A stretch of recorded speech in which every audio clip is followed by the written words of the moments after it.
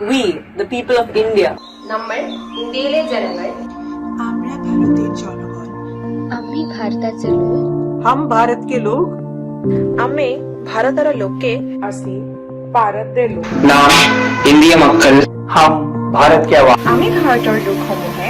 আমরা ভারতের জনগণ व त्याच्या सर्व नागरिकांस एक संपूर्ण प्रभुता संपन्न समाजवादी धर्मनिरपेक्ष लोकतंत्रात्मक गणराज्य गठन करिबा निमित्त উহার সকল নাগরিক চাহাতে इंसाफ समाजी माशी और सियासी భావము భావ ప్రకటన విశ్వాసము ధర్మము ఆరాధన படிநிலை மற்றும் வாய்ப்பு சமத்துவம் ஆகியன உறுதி செய்திட അവർക്കെല്ലാം ഇടയിൽ ਅਤੇ ਉਹਨਾਂ ਸਭਨਾਂ ਵਿਚਕਾਰ ਵਿਅਕਤੀ ਦਾ ਗੌਰਵ ਅਤੇ ਕੌਮ ਦੀ ਏਕਤਾ ਤੇ ਅਖੰਡਤਾ ਸੁਨਿਸ਼ਚਿਤ ਕਰਨ ਵਾਲੀ ਭਾਰਤ-ਰਤਾ ਵਧਾਉਣ ਲਈ in our Constituent Assembly this 10th day of December 2022. दृढ़ संकल्प होकर हम आज एकीकृत हुए हैं। सबको मेरे तरफ से जय हिंद और जिंदाबाद।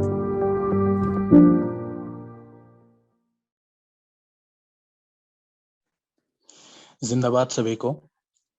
जनवाज की शुरुआत अप्रैल 2015 में हुई थी। इसे एक जनता का मंच बनाने का प्रयास था, जिसका उद्देश्य औपचारिक तरीके से राजनीतिक प्रक्रियाओं से जुड़ना है। ये पहल चुनाव क्षेत्र में सक्रिय राजनीतिक दलों के लिए राजनीतिक चिंताओं और प्राथमिकताओं को संप्रेषित करने के लिए संगठित स्थान की आवश्यकता से आती है, ताकि सत्ता में आने के बाद राजनीतिक दल जनता के सामने जवाबदेही रहे। इस मंच से हम देश के लोगों के जीवन और आजीविक मुद्दों के साथ प्रगतिशील सामाजिक और राजनीतिक विकल्पों को प्रस्तुत करने की कोशिश करते हैं।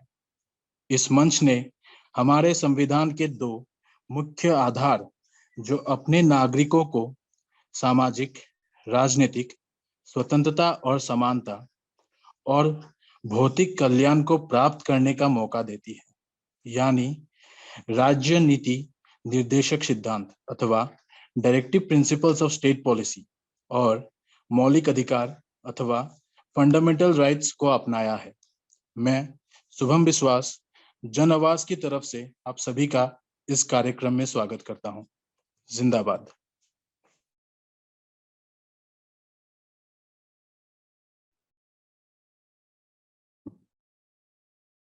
तो आज हम हमारे जो पहली वक्ता है आज की, उनका नाम है अरुणा रॉय। अरुणा रॉय जी हमारे साथ आज जुड़ी हैं। वो एक आरटीआई कार्यकर्ता और प्रोफेसर हैं। वो national federation of Indian women की अध्यक्ष भी हैं और मजदूर किसान शक्ति संगठन की संस्थापक भी रही हैं। हाँ अरुणा जी।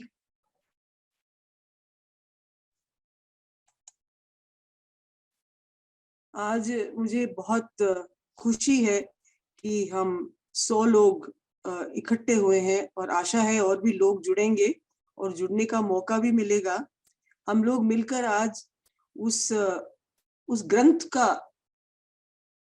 याद कर रहे हैं, जिस ग्रंथ के वजह से हम लोग आजाद हिंदुस्तान में एक नैतिकता के साथ और समानता के साथ, एक बंधुता के साथ और एक इस विश्वास के साथ कि हम इस देश में सर्वव्यापी, सर्वधर्मी, सर्वजाति, सर्वलिंग सब लोगों को लेकर साथ आगे बढ़ेंगे। मुझे ये कहना है कि मेरी जिंदगी में, क्योंकि मैं 3 साल की थी जब ये ग्रंथ बना, ये संविधान बना और लोगों को पेश किया गया, और मैं बढ़ते हुए इस संविधान के छाया में, इसके सुरक्षा में, इसके साथ आगे बढ़ी हूँ और बल दिया है मेरे काम में, मेरी जिंदगी में। मेरे राजनीतिक इरादों में, मेरे सबके साथ मिलकर काम करने की शक्ति में। और मैं ये चाहती हूँ कि आप और हम लोग ये सब समझकर आगे बढ़े कि इसके साथ चलने से ही इस देश को हम लोग एक समान और सुचारू रूप से एक सबके साथ प्यार और घनिष्ठता के साथ, करुणा के साथ जीने का आधार बना सकते हैं। और मैं बस इतना कहूंगी लास्ट में कि हम लोग ये समझें कि एक नारा के साथ, क्योंकि टाइम नहीं है, वो नारा सब कुछ कह देता है कि हिंदू, मुस्लिम, बौद्ध, जैन, सिख, ईसाई आपस में रहेंगे बहन भाई। इस चीज को हमारे दिल, दिमाग और हमारी क्रियाओं में, हमारे मंशा में, हमारे इरादों में, हमारे वचन में और हमारे काम में दृढ़ करता है। मुझे इस ग्रंथ को मानने के लिए मान के गर्व होता है कि हमारे देश ने ऐसा ग्रंथ बनाया जिसके आधार पर हम आगे चल सकते हैं। इसकी खुशियां मनानी पड़ेगी, इसके बारे में लोगों को बताना पड़ेगा और आगे बढ़ते रहना पड़ेगा। सभी साथियों को जिंदाबाद, और ये संविधान जिंदाबाद। संविधान को बचाएंगे और ये शपथ लेते हुए कि संविधान बचाओ और देश बचाओ, मैं आपसे विदा लेती हूँ। सबको जिंदाबाद।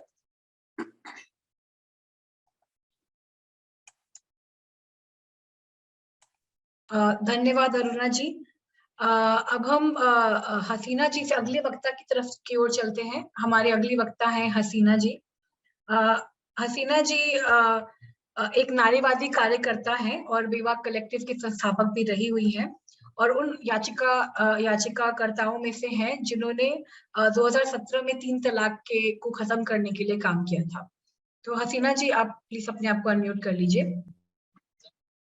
जिंदाबाद साथियों, और बहुत बहुत शुक्रिया ये आज के चर्चा के लिए, क्योंकि आज ये बहुत ये मुद्दा बहुत जरूरी है कि हम सब लोग बातचीत करें और इस संविधान बचाओ और नफरत के खिलाफ हम इकट्ठा हो और जितनी भी आवाज हम एक साथ ला सकते हैं, ये हमारी आज की कोशिशें हैं। और यहाँ पे बुलाने के लिए दोबारा शुक्रिया कहना चाहूंगी।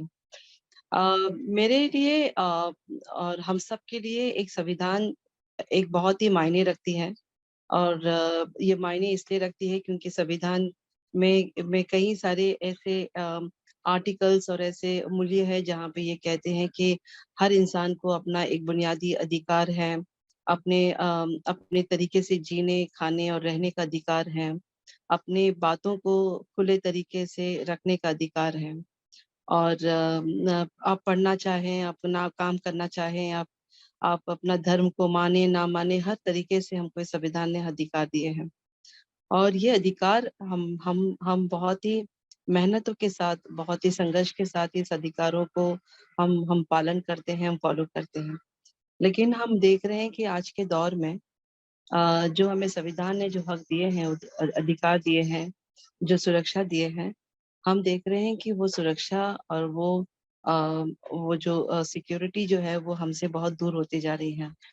और दूर इसलिए भी हो रही है क्योंकि बार बार हिंसा, बार बार टारगेट मजहब के नाम से महिलाओं पर जो हिंसा हो रही है, वो हिंसा जिस तरह से बढ़ती जा रही है वो बहुत ही फिक्रमंद है।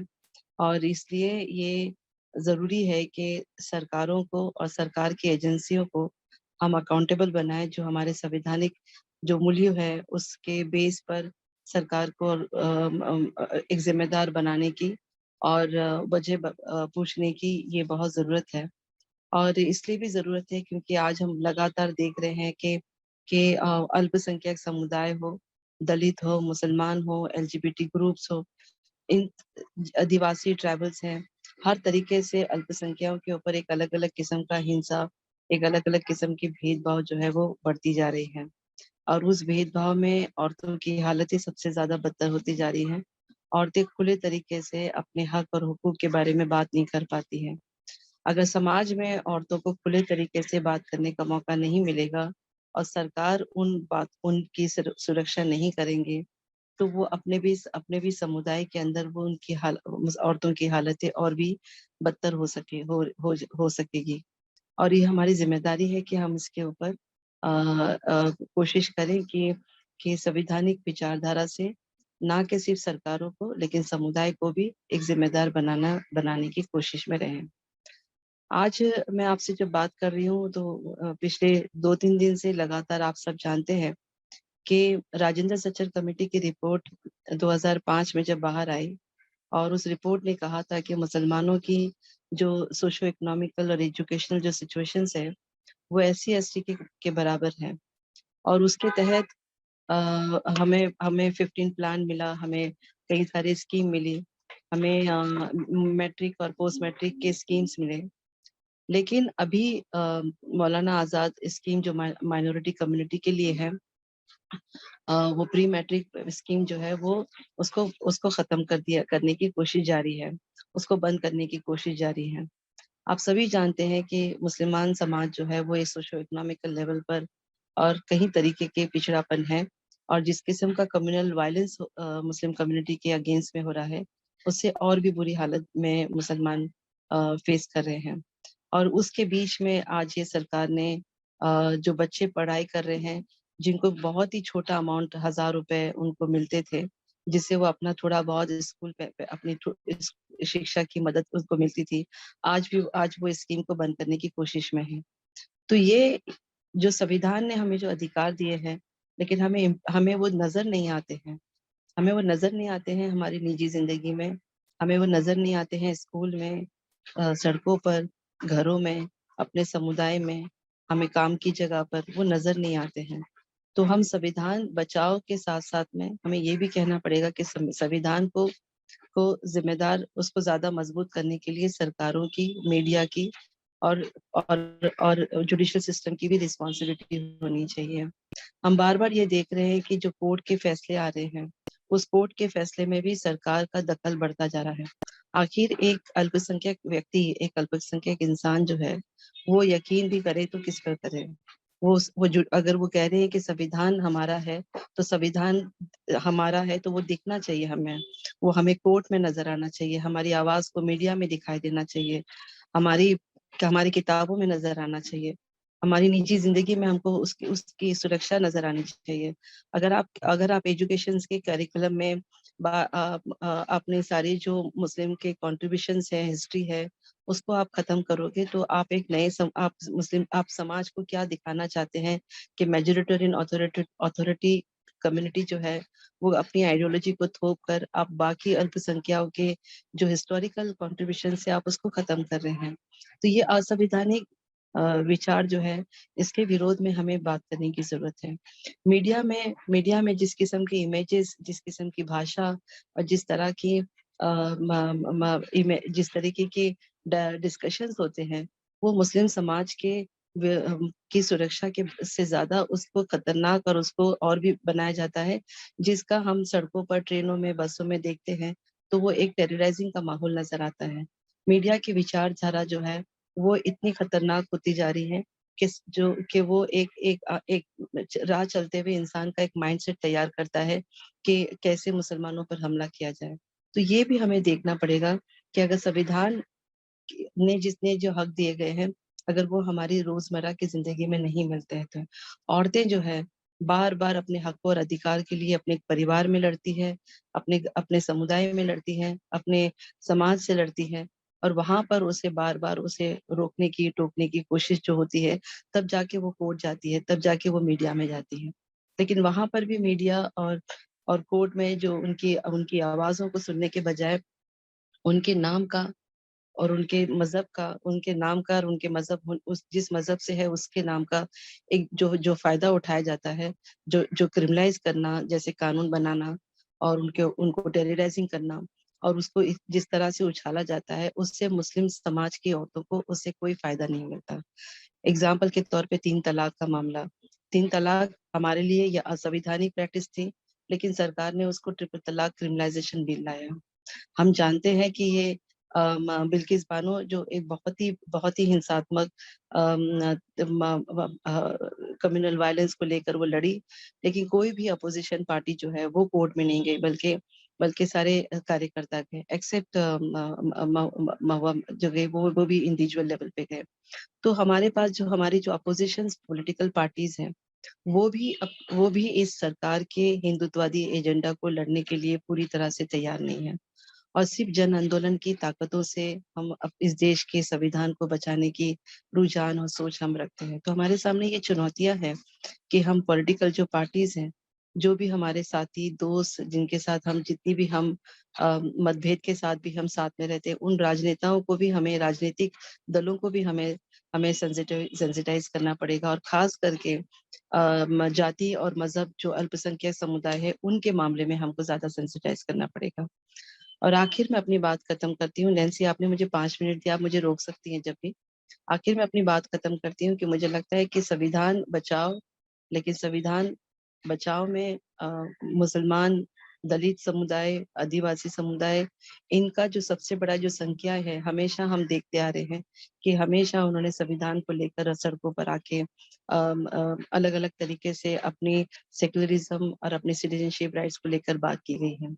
लेकिन जो बहुसंख्यक समुदाय है, जो मेजोरिटी कम्युनिटी है, उसको भी ये समझ में आने की जरूरत है कि जो मुसलमानों के खिलाफ जिस किस्म की नफरत है और मुसलमान औरतों के अधिकार के बारे में उसका इस्तेमाल करके, उसको गलत धारणा तक करके जो पेश किया जाता है बहुसंख्यक समुदाय को, कि ये जिम्मेदारी है कि उसके बारे में वो एक सेंसिटाइज हो, जानकारी ले, समझ ले, कम्युनिटी के लोगों से बात करे, नारीवादी विचारों के साथ में वो बाहर आके बातचीत करे, मुस्लिम औरतों के संगठनों के साथ वो इंगेज रहे, उनके अनुभव को समझे, मुसलमान औरतों के क्या अधिकार है उसको समझे, और किस तरीके से उन्हें उनके नाम से फंसाते हैं, उनके नाम से जो वायलेशन करते हैं उसको एक अलग तरीके से देखने और नजरिया बनाने की हमें जरूरत है।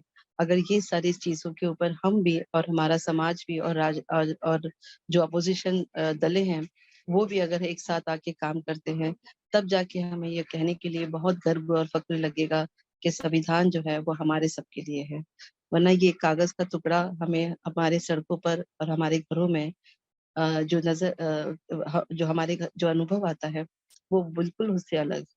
तो हमें ये बहुत जरूरी है कि हमें संविधान को बचाने के लिए, संविधान को अमल करने के लिए मेजॉरिटी कम्युनिटी को, जो अपर क्लास कम्युनिटी है, उसे सड़कों पर आना होगा, उसे बाहर आके कहना पड़ेगा। जो ईरान की औरतों ने ईरान के सरकार के और सरकारी एजेंसियों के खिलाफ आकर हजारों की तादाद में जब यूथ आए और उन्होंने कहा कि हमें मोरल पुलिसिंग नहीं चाहिए, वैसे ही मुझे लगता है कि आज के इस देश के हिंदू समुदाय को, अपर क्लास ब्राह्मणिकल कम्युनिटी को बाहर आके कहना पड़ेगा कि हमें ये हिंदू राष्ट्र नहीं चाहिए, हमें ये संविधान का सेक्युलराइजेशन नहीं चाहिए, हमें ये मुसलमानों को और दलितों के जाति और धर्म के नाम पर जो हिंसा होती है हमें वो नहीं चाहिए। अगर जब तक कि हम बाहर आके बात नहीं करेंगे, आवाज नहीं उठाएंगे, तो मुझे लगता है कि एक संविधान बचाओ एक स्लोगन की तरह ही हमारे आसपास में घूमता रहेगा।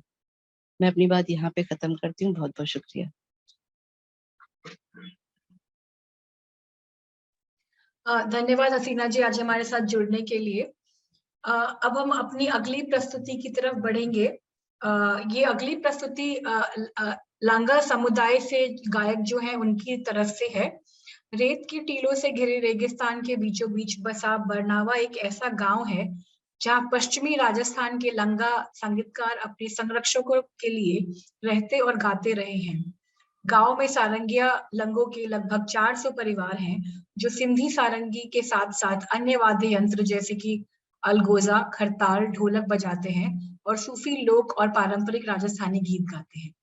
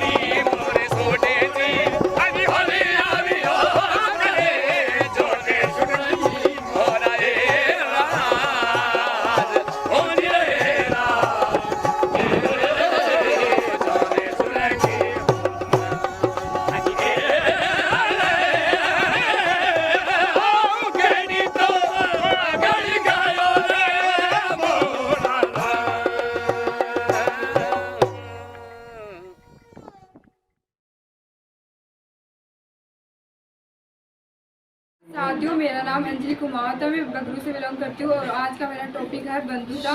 एक नागरिक को दूसरे नागरिक से अपने आप को कमतर ना समझे और आचरण ऐसा करे कि समान सभी को समानता का अधिकार हो।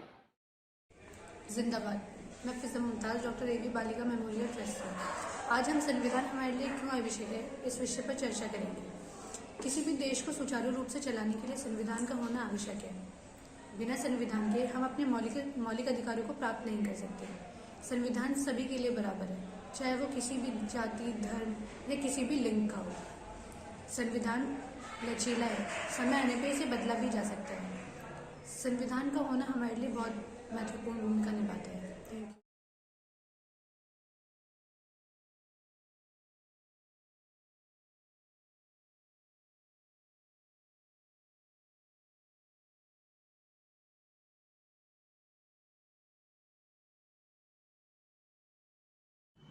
सभी साथियों को जिंदाबाद।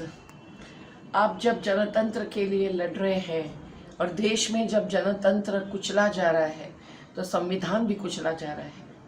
हमारे संविधान को बाबा साहेब अम्बेडकर से लेकर पूरी एक समिति ने जो गठित किया, वो पूरे देशों के संविधानों को पढ़कर ही, समझकर ही अपने देश के धरातल से जुड़कर बनाया, जिसमें गांधी जी का विचार भी और आज़ादी आंदोलन के शहीदों के सपने भी प्रतिबिंबित हो चुके हैं। इसीलिए आज जबकि संविधान में दिया हुआ हर बुनियादी अधिकार कुचला जाता है, जिसमें जीने का अधिकार सबसे महत्व का है, उसी के लिए पर्यावरण को बचाने का अधिकार है और शराबबंदी का अधिकार है और साथ साथ सकस आहार खिलाने का अधिकार है। पर यह हमारा अधिकार है तो शासन का कर्तव्य और जिम्मेदारी भी संविधान ने उन पर सौंप दी है। लेकिन इस संविधान को कौन मानता है? इस पर हाथ रखकर शपथ लेने वाले जनप्रतिनिधि 5 साल के लिए भूल जाते हैं। पर संविधान आज भी हमारे हाथ में है, हर जन आंदोलन का आधार है, क्योंकि संविधान के ही मूल्यों की चौखट में कानून बदलने हैं या कानून बनाने हैं। हमारे संविधान में जो मार्गदर्शक सिद्धांत है वो राज्य यानी शासन उसका पालन करने के लिए प्रतिबद्ध माना गया है। एक दुखद बात इतनी हुई है कि वो नॉन जस्टिसिएबल है, मतलब उसमें से एक सिद्धांत जैसे कि अनुच्छेद 39 का कि मुट्ठी भरों के हाथ में देश की संपदा केंद्रित नहीं होनी चाहिए, आज जब अडानी अंबानी के हाथ में केंद्रित है तो ये सिद्धांत का उल्लंघन है। हम कोर्ट में जाकर उसके खिलाफ याचिका लगा सकते हैं कि नहीं, ये एक बड़ा सवाल है। लेकिन साथ साथ कैसा शासन चलना चाहिए, सुशासन, स्वशासन, सबकी बात संविधान में प्रतिबिंबित हुई। और उसके बाद जब अनुच्छेद 243 आया तब राजीव गांधी जी ने यह भी कहा कि हम लोग समझ गए हैं कि लोगों के बीच में जाकर लोगों को सत्ता दिलाने बिना सही शासन नहीं होगा। आज भी सही शासन नहीं हो रहा है। आदिवासियों के लिए संविधान ने एक स्पेस, एक अवकाश रखा और कहा कि इनके लिए संविधान ने अन्यथा कुछ भी कहा हो, इनके लिए निश्चित रूप से एक अलग सा शासन व्यवस्था बनाने का अधिकार सरकार का रहेगा। वो बना कब? 1996 में पेशा कानून बना, जिसके नियम अभी बन रहे हैं। उन नियमों को भी, कानूनों को तोड़ ताड़ कर बना रहे हैं। और दूसरी बाजू आदिवासियों के हाथ में जो वन है तो ही हमारा भी जीवन है। लेकिन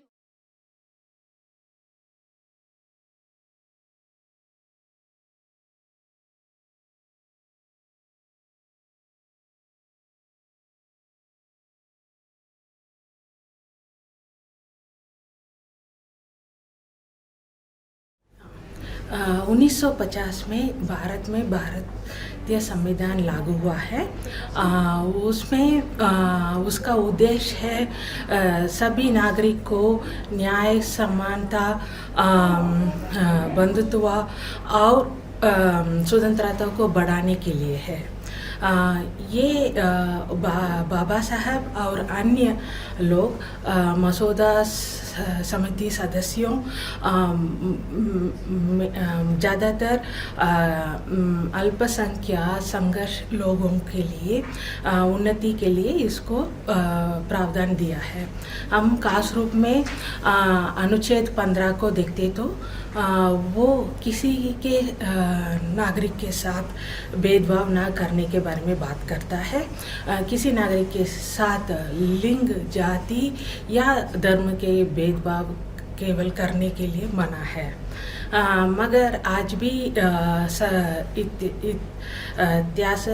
73 इयर्स हो गया भारत का कॉन्स्टिट्यूशन लागू होने में, फिर आज भी हमने उसका असर लोगों के साथ किस तरह पड़ता है देखते तो खास रूप में दलित महिला के ऊपर देखते तो ज़्यादातर अभी भी भेदभाव दलित महिला सामना करना पड़ती है और उसके हिसाब से हिंसा भी वो लोग सामना करने पड़ते हैं।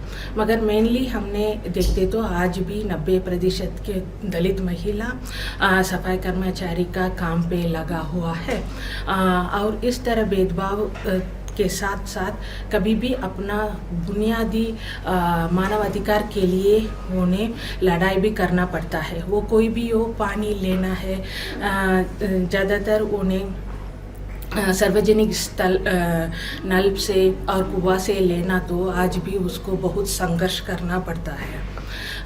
इसी हिसाब से उन्हें उनके ऊपर हिंसा भी बढ़ते रहते हैं। NCRP data, national crime record data 2022 का देखते तो 7300 के ऊपर दलित महिला के ऊपर हिंसा है। उसमें आज 2021 में देखते तो 1500 के 1000 के ज़्यादा हिंसा है। इसलिए हमको साफ साफ पता चल रहा है एक साल के अंदर 2 गुना का हिंसा दलित महिला के ऊपर बढ़ा गए। इसी हिसाब से हमने न्याय के रूप में किस तरह दलित महिला को एक तरह भेदभाव हो रहा, एक तरह हिंसा हो रहा, दूसरा तरह न्याय कितना मिलते देखते तो आज भी बहुत कम है। हम सबको याद होगा हाथरस विक्टिम के साथ क्या हुआ है, प्रशासन किस तरह भेदभाव किया उसके साथ। वो खास रूप में उनका माता पिता का कुछ भी अनुमति बिना लेके उसका शव को आधी रात में जला दिया है। मगर इस तरह एक तरह और जस्टिस सिस्टम न्याय किस तरह मिलते हैं, SC/ST एक्ट के अंदर अभी भी दलित महिला के कम से कम 30% के कम न्याय मिलता है। इस तरह अलग अलग रूप में हम देखते हैं। सो हम लोग क्या करना है, ये इतना साल हो गया कॉन्स्टिट्यूशन लागू होके, मगर आज भी लोगों को पता नहीं चलता उसका मूल्यांकन क्या है ज़्यादातर लोगों को। इसलिए हमको हमारा बहुत इम्पोर्टेंट काम होना चाहिए। हमने उसका मूल्यांकन को, संविधान को मूल्यांकन को उसको आत्मसात करके और सभी नागरिक को हमने सम्मान देना पड़ेगा। दूसरा चीज़ है हमने सब इकट्ठा होके कहीं भी किसी तरह रूप में अत्याचार और वायलेंस हुआ तो वो किसी के ऊपर भी है, वो मुस्लिम महिला हो और दलित महिला को किसी के ऊपर हुआ तो हमने सब एक साथ आके आवाज़ उठाना पड़ेगा। और तीसरा है बाबा साहब का कहना है हमारा लोकतंत्र है, राजनीतिक लोकतंत्र है, वो कब तक सामाजिक लोकतंत्र नहीं होता है उस तरह से हमारे ऊपर हिंसा भेदभाव सब होगा। इसी तरह हमने उसको नागरिक लोकतंत्र को सामाजिक लोकतंत्र करने के लिए भी हमने काम करना है। इस तरह बोल के बाबा साहब का है शिक्षित करो, शिक्षित बनो, संगठित करो और संघर्ष करो करके मैं सबको जय भीम। मैं डॉली धीमान हिमाचल प्रदेश से। संविधान हमारे लिए इसलिए ज़रूरी है क्योंकि इससे कुछ कानून और कायदे कानून बनते हैं। कानून हमारे लिए इसलिए आवश्यक है क्योंकि अगर कानून या कोई नियम और नहीं होगा हमारे देश में, तो उच्च जाति के जो लोग हैं, उच्च पैसे वाले जो लोग हैं, वो निम्न जाति के लोगों को, तुच्छ लोगों को ऐसे ही दबाते चले जाएंगे और देश में ना कोई कायदा रहेगा और ना कानून रहेगा। इसलिए हमारे लिए संविधान आवश्यक है। यदि हम रोड में चलते हैं बिना हेलमेट के चलेंगे तो हमारा कोई भी नुकसान हो सकता है, लेकिन हम हेलमेट पहन के चलते हैं तो उससे हमारी भी रक्षा है और जो सड़क पर और आदमी चले होंगे उनकी भी रक्षा है। तो ये एक नियम है अपने जीवन को बचाने के लिए। उसी तरह अपने देश को बचाने के लिए, समाज को बचाने के लिए संविधान जो है वो अति आवश्यक है और हमें इसकी और अच्छे से ध्यानपूर्वक समाज को सुधारने के लिए अपना सहयोग जो है वो करना चाहिए। धन्यवाद। जिंदाबाद साथियों, मैं देवडूंगरी ग्रुप से बोल रही हूँ। प्राचीन समय से हम वर्णों के हिसाब से हमें रखा जाता था, जिस जाति में जन्म लेते उसी में रखा जाता था और जाति भेदभाव ज़्यादा होता था। अभी संविधान के थ्रू हमें जाति भेदभाव में समानता मिली है, जाति में ज़्यादा भेदभाव नहीं होता, सभी धर्मों को अपना सकते हैं। जिंदाबाद साथियों, मैं Ghulam Mohammad, doctor A B Baliga memorial trust से। कि हमारे लिए संविधान क्यों ज़रूरी है। देखिए, अगर कानून की बात करें तो बिना कानून के कोई भी काम नहीं हो सकता है, क्योंकि हर काम को करने के लिए एक कानून की ज़रूरत होती है, एक नियम की ज़रूरत होती है।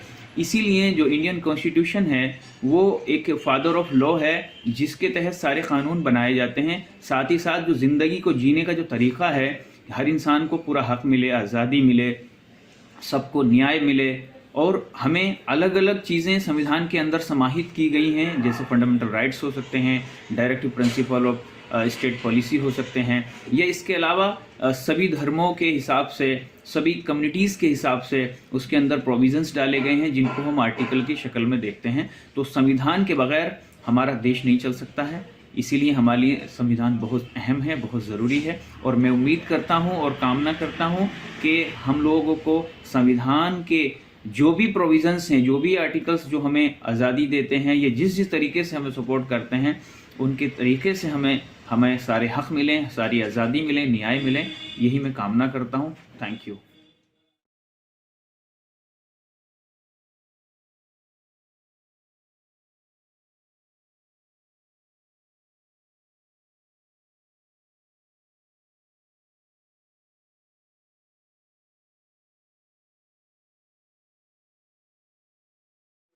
तो कबीर जी ने छाप में कहा कि जड़ थल जीव जगत के माई, जा देखूं वा तू का तू, कहत कबीर सुनो भाई साधो, गुरु मिले आई यूं का यूं। मतलब कि जल थल जीव जगत, पूरे संसार में तुम ही तुम, कण कण में, एक पत्ते में भी तुम, जहां देखूं वा तू का तू। हम ये कह नहीं सकते कि कहीं एक जगह भगवान है, भगवान सब में, हमारे अंदर भी भगवान है। अगर हम भगवान को मानते हैं तो सब में भगवान है।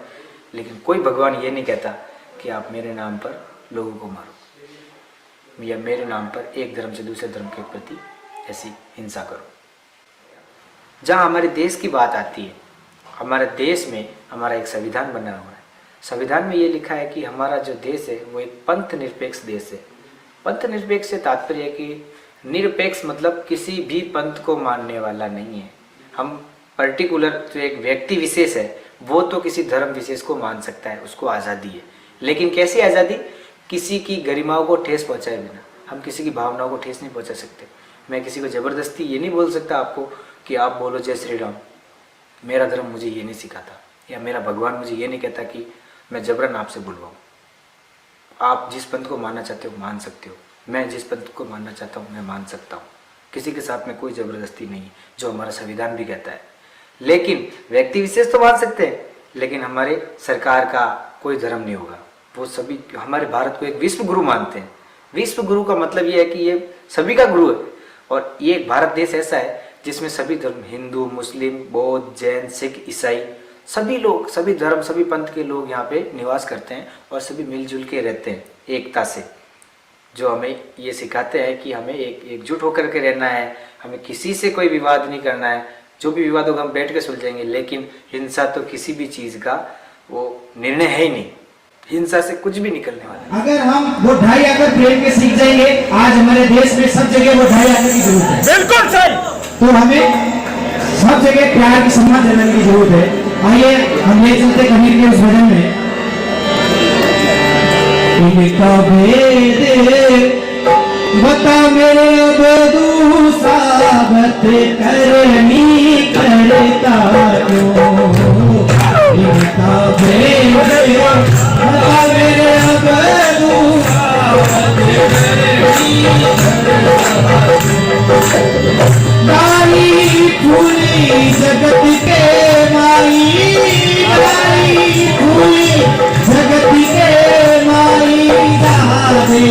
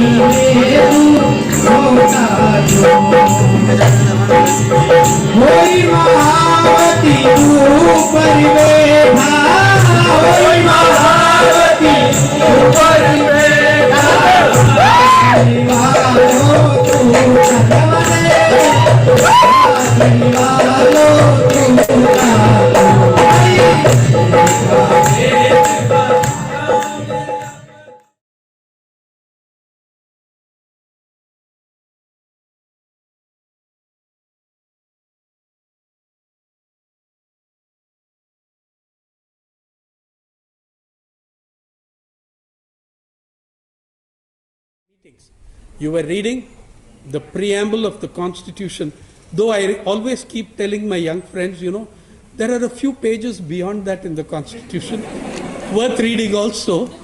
For example, if you were to try the directive principles of state policy, you would be much the better a human being for it. Those principles are the finest essence, the finest distillation of the ideals and idealism of the freedom struggle. That's what millions of freedom fighters fought for and got you. There is a continuity in that oppression, in resistance, in fighting back. The Kisan Andolan could never have and did not end the agrarian crisis. But you know what they did? They showed us the meaning of the word resistance. And that you don't have to sit and take injustice and inequality quietly. Your Constitution promises justice for all, social, economic and political. And I don't think it was an accident that the framers of the Constitution said, put social before economic and political. When someone like Ambedkar was sitting there, you know it was a very deliberate, considered choice of words. So you had this incredible inequality being imposed in this country. While they were rewarding the billionaires, what were they doing with farmers? You know, with laborers. 39 labor laws were suspended in Gujarat and UP immediately in April and May. These were later formulated into 4 labor codes. Okay? You know what kind of things they did by suspending those laws? you could force your labor force to work 12 hours a day, setting back the golden standard of 8-hour day by 100 years. You are running a country with one set of laws for the poor, the marginalized, the oppressed, the deprived, and a completely different set of laws. What your country is today run by a coalition of socio-religious fundamentalists and economic market fundamentalists. There is a heavy overlap. You can be member of both clubs. See, whenever people tell me, we are third in this, we are fourth in that, you're the second largest, about to be the largest population in the world. You will be second and third and fourth by default in everything. But you're first in the way you're exploiting your poor and your marginalized, the way you're treating them. When your neighbors are overtaking you on index after index, when Bangladesh, which we demonize the Bangladeshis, they're doing much better in their GDP, they're doing much better in their health sector, they're doing so much better than us. I want to end with saying, because we don't have the time, go back to that constitution of yours. Read the directive principles of state policy. Read the vision that the freedom struggle gave your country. If we cannot defend our constitution, we are in deep, deep trouble. I'm saying this, one of the things, and remember this, the constitution can unite far more people than the manifesto of any individual political party. That is our joint heritage. It's something on which we can unite people. The principles of that are what kept all of us, despite our political differences, within the same spectrum. Okay? Because that's what the older generation of Indians fought for and gave us. Are we going to defend those? In the directive principles of state policy, I'm not saying all the 20 or whatever, there are 3-4, the right to work, the right to food, the right to health and nutrition. If we can fight to make these a part of every struggle, if we can fight to make those parts of the constitution, whenever you talk about directive principles, there will be one smart young lawyer who will say, sir, those are not justiciable. I know they're not justiciable here, I can read. But you know what? The same chapter which says they are not justiciable says they are, however, fundamental to the governance of the country and should inform the policies of government. That also they say. The Supreme Court in the last 40 years has passed 3 judgments, including the last by Justice Ashok Ganguly, saying, more or less saying that the directive principles of state policy are every inch as important as the fundamental rights of your country. Yeah. So I'm saying that this is something we can unite on. And look at how the Constitution is being chipped away, particularly on the protections for the most oppressed and marginalized. They're undercutting and undermining reservations. Your EWS is being weaponized to destroy the other reservations, and you have excluded scheduled castes and scheduled tribes. All this sort of stuff is happening. Please defend your constitution. You really need to do it. You need to bring those demands on. It's never been easy. It has been done. Look at your freedom struggle. It won't be easy. It can be done. Thank you.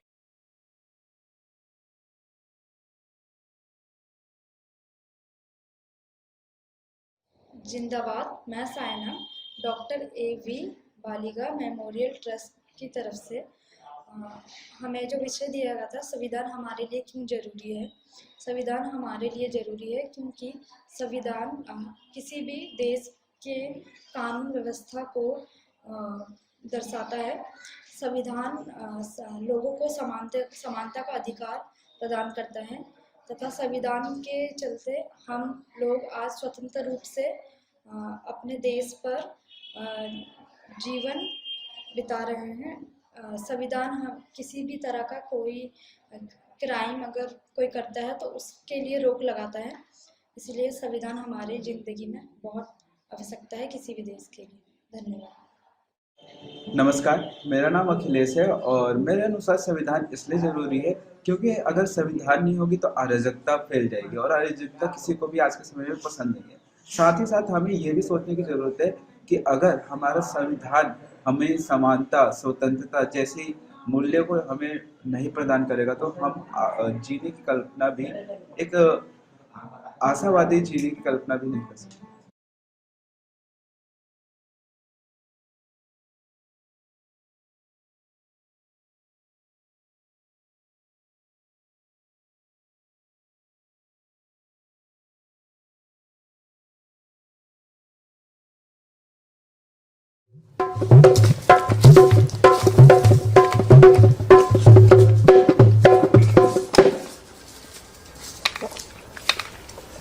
नमस्कार, आदाब, जोहार, जय भीम, जिंदाबाद।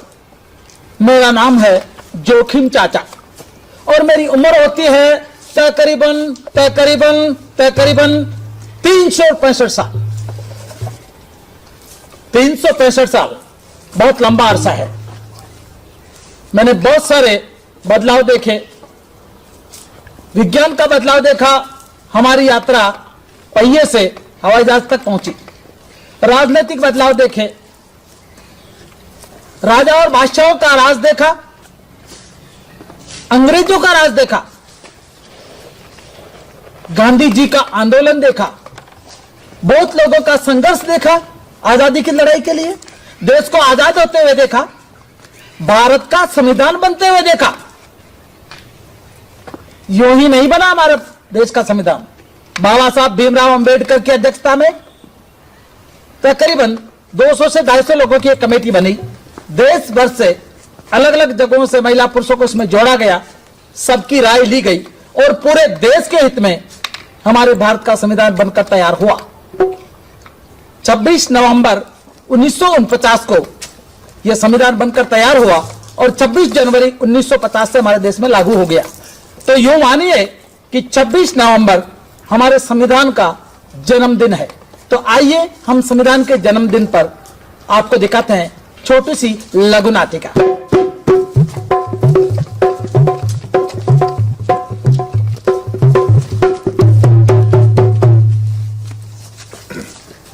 दुकल जी, ये क्या हाल बना रखा आपने?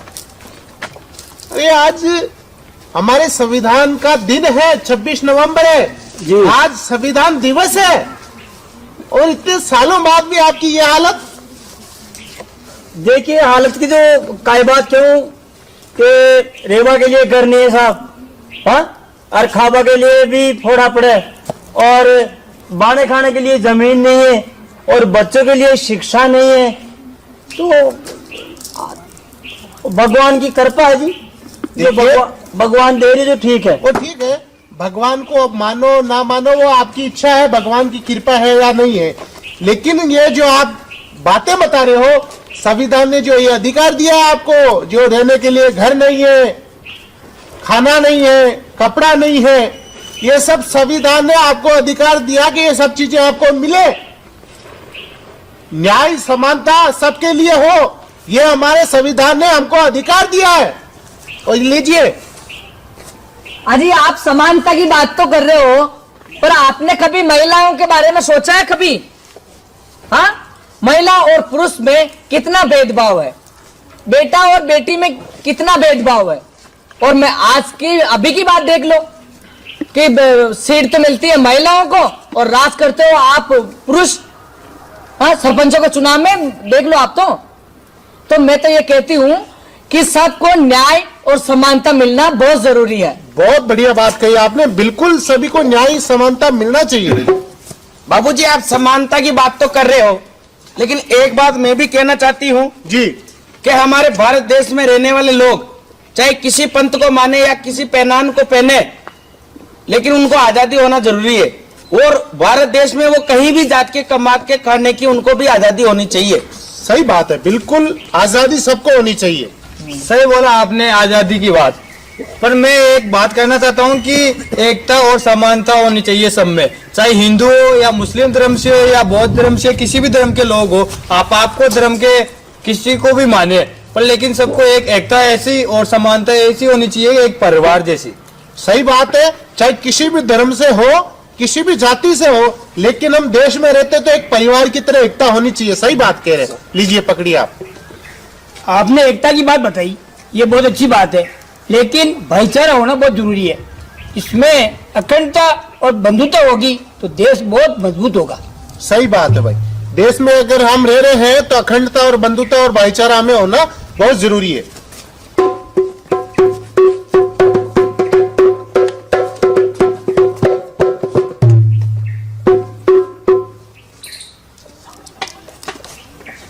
ये जो आप तथ्यां आप लेकर खड़े हैं, उनमें कुछ बातें आपने कही और कुछ बातें और जोड़कर हम इसको देखें तो ये हमारे भारत के संविधान की उद्देशिका तैयार हो गई। तो आइए हम इस उद्देशिका को पढ़ते हैं। हम भारत के लोग, भारत को एक संपूर्ण प्रभुत्व संपन्न समाजवादी पंथ निरपेक्ष लोकतंत्रात्मक गणराज्य बनाने के लिए तथा उसके समस्त नागरिकों को सामाजिक आर्थिक और राजनीतिक न्याय विचार अभिव्यक्ति विश्वास धर्म और उपासना की स्वतंत्रता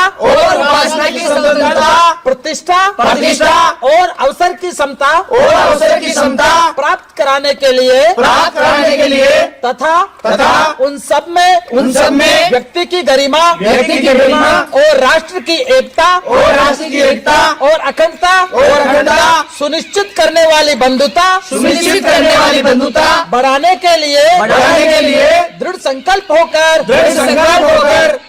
अपने इस संविधान सभा में आज तारीख 26 नवंबर 2020 के एतद द्वारा इस संविधान को अंगीकृत अधिनियमित और आत्मार्पित करते हैं। हम इस संविधान की उद्देशिका को गुनगुनाते भी हैं। संविधान संदेश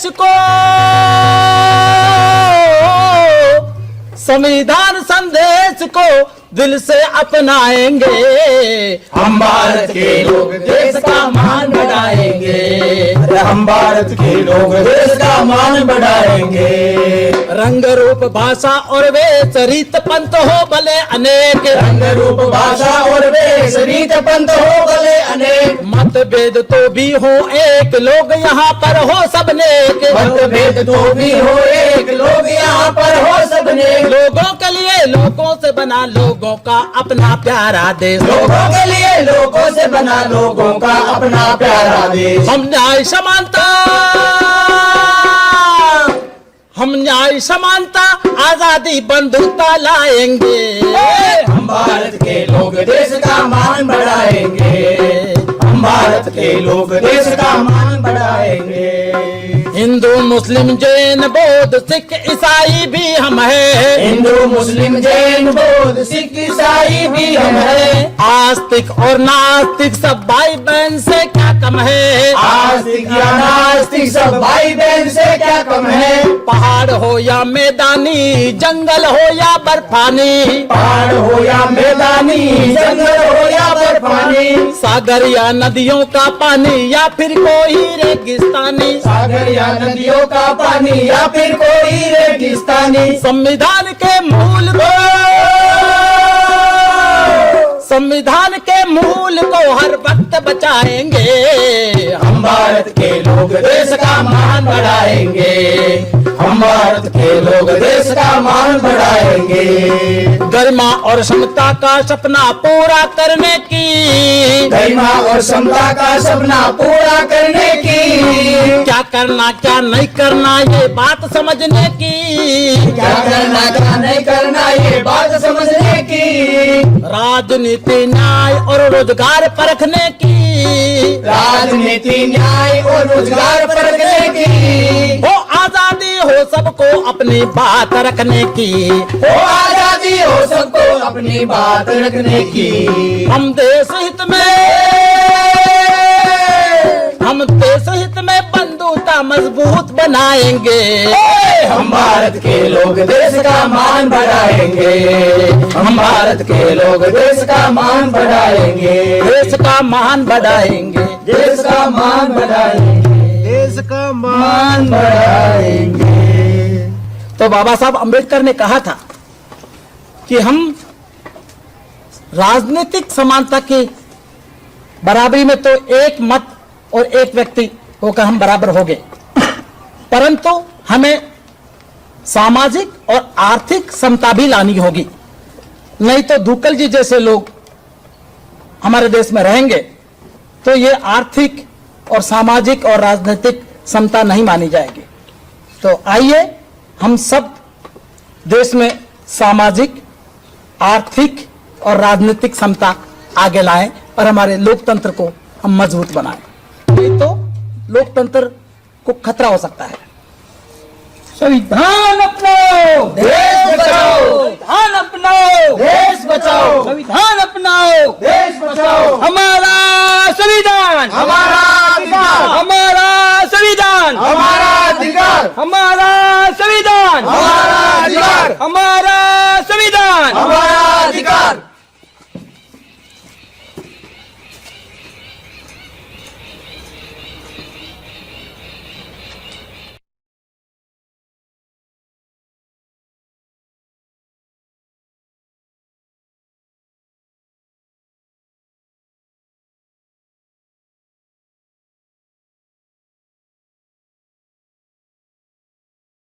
See, the Constitution marks a very important moment.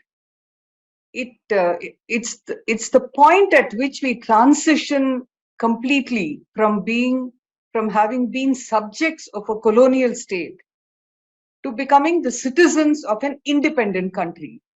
It's a very significant moment.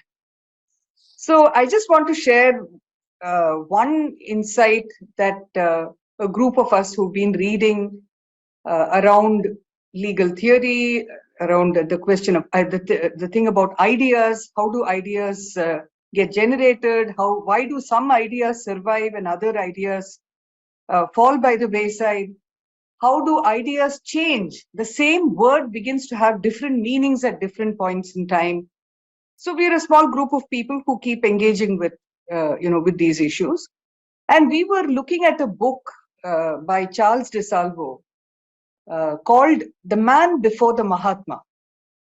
It's a story of, actually, Charles de Salvo is a professor, and he's in one of perhaps the only department that exists in a university, a department of civil disobedience. So he undertook this task of going to South Africa and looking at all the archives of the cases in which Gandhiji participated. So it's fascinating because actually many people write about Gandhiji's politics without including what the law perhaps contributed to it. And he got into it, when he went to South Africa, he got into it as a lawyer.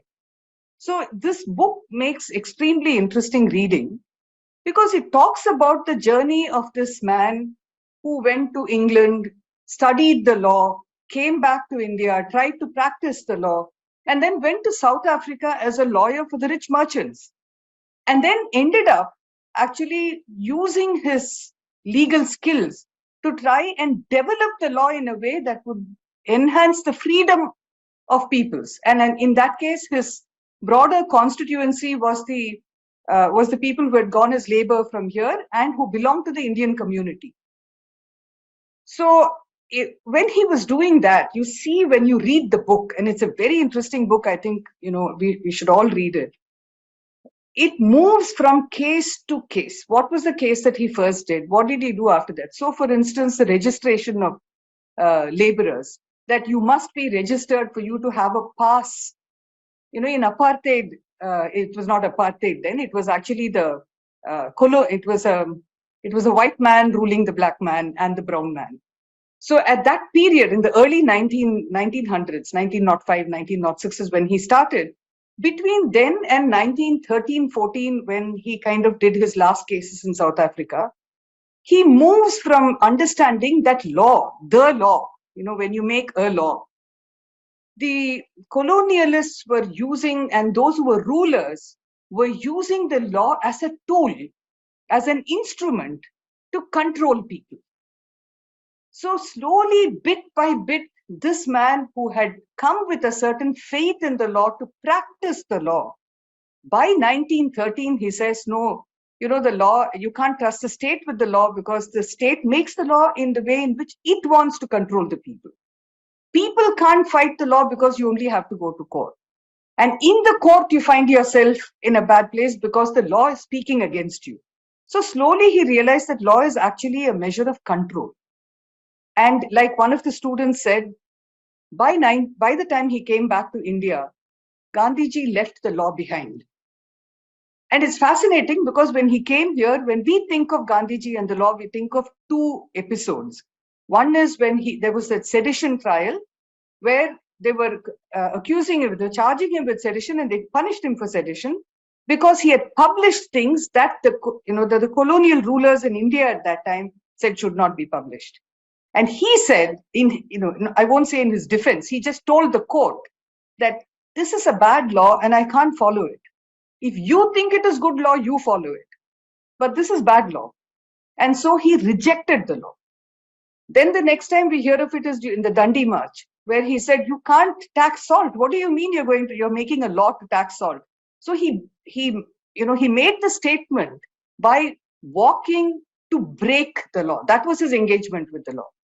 So when we come to the Constitution, I think it's important to understand that the moment that it marks is the moment at which, from being a colonial tool, it has to become what Gandhiji saw in terms of what the law should be if there is a law. The law should be for a people. During the colonial times, all the laws that were passed, many of them said that they were passed because it was expedient to have the law. They needed to have the law, so it was expedient. Expediency is not something that the Constitution will tolerate. So we need to go back to the Constitution and test all our laws to see whether these are, what the Constitution says, that the state has to further the rights of people. Fundamental to the Constitution are the rights.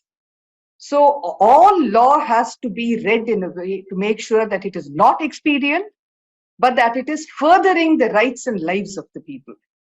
So, and I can't think of, this has actually opened our minds to looking at the law and looking at the Constitution completely differently, understanding fraternity, justice, democracy, all of those rights in a way which is for the people and not in a way which is expedient for the state.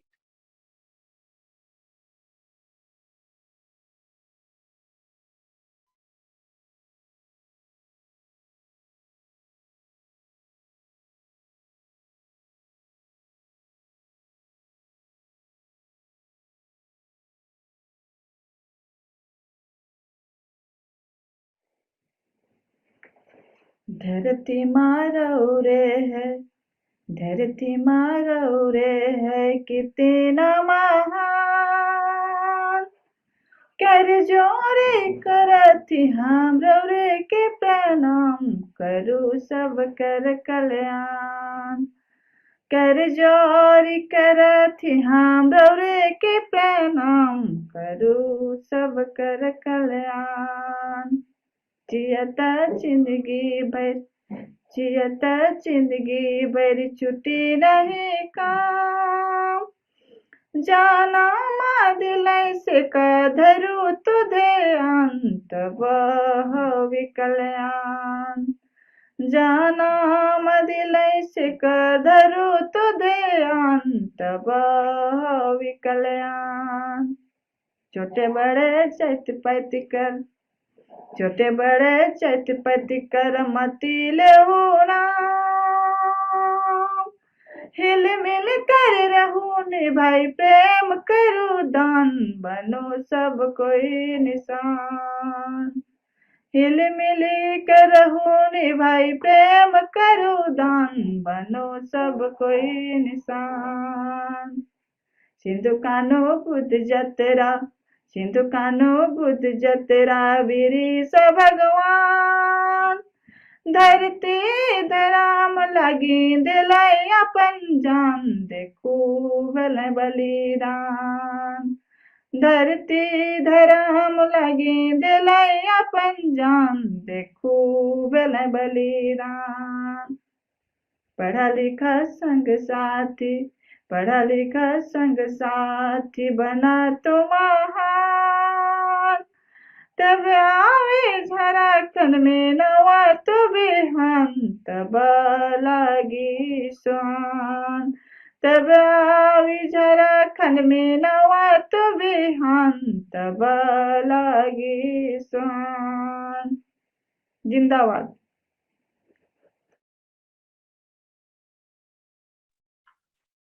हमारी आज की प्रस्तुति जो कि संविधान और मानवाधिकार दिवस के ऊपर थी, उसमें जुड़ने के लिए धन्यवाद।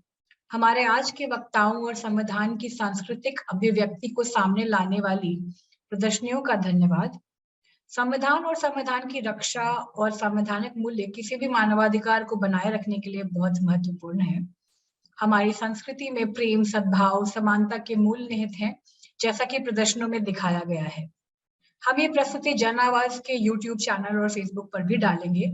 आप सभी से अनुरोध है कि आप इस वीडियो को आगे भी भेजें। आज की प्रस्तुति यही समाप्त होती है। धन्यवाद। संविधान बचाओ, देश बचाओ।